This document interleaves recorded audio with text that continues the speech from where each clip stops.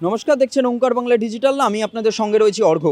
যেমনটা জানা যাচ্ছে যে অবশেষে গ্রেপ্তার হলেন, মহারাষ্ট্র থেকে বিহার থেকে গ্রেপ্তার হয়েছেন মহারাষ্ট্র টেটের যে প্রশ্নপত্র যে ফাঁস হয়েছিল তার অন্যতম কাণ্ডারি বিজেন্দ্র গুপ্তা।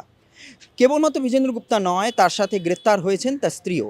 জানা যাচ্ছে যে টিচার্স এলিজিবিলিটি টেস্ট, যেটি স্কুলের শিক্ষক নিয়োগের অন্যতম একটি পরীক্ষা, মহারাষ্ট্রে সেটি অনুষ্ঠিত হয়েছিল, কিন্তু তার প্রশ্নপত্র ফাঁস হয়ে যায়। যেমনটা হয়েছিল এই নিটের, সে তেমনি মহারাষ্ট্রের যে যিনি প্রশ্নপত্র ফাঁসের, যে টেট পরীক্ষার প্রশ্নপত্র ফাঁসের যে অন্যতম কাণ্ডারি ছিলেন বিজেন্দ্র গুপ্তা, তিনি বিহার থেকে গ্রেপ্তার হয়েছেন।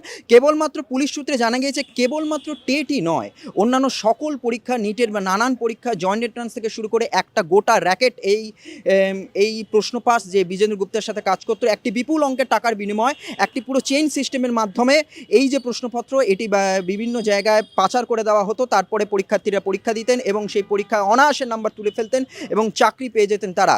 এবং যারা যোগ্য পরীক্ষার্থীরা ছিলেন তারা চাকরি পেতেন না, অযোগ্যরা ধীরে ধীরে স্কুল কলেজে এবং বিভিন্ন জায়গায় পড়াতে শুরু করেছিলেন, এমনটাই জানা যাচ্ছে পুলিশ সূত্র মারফত। কিন্তু অবশেষে তিনি গ্রেপ্তার হয়েছেন। পুলিশরা জানাচ্ছেন কেবলমাত্র বিজেন্দ্র গুপ্তা তার স্ত্রী নয়, এর পেছনে কাজ করছে অন্যান্য আরও বড় মাস্টার মাইন্ড। তিনি তো মাস্টার মাইন্ড ছিলেনই, তার পাশাপাশি অন্যান্য আরও বড় মাস্টার মাইন্ড, যারা জয়েন্ট এন্ট্রান্স থেকে শুরু করে ডাক্তারি পরীক্ষা থেকে শুরু করে নানান ধরনের দেশীয় এবং কেন্দ্রের দেশের পরীক্ষার প্রশ্নপত্র ফাঁসের মূল কাণ্ডারি তারা ছিলেন।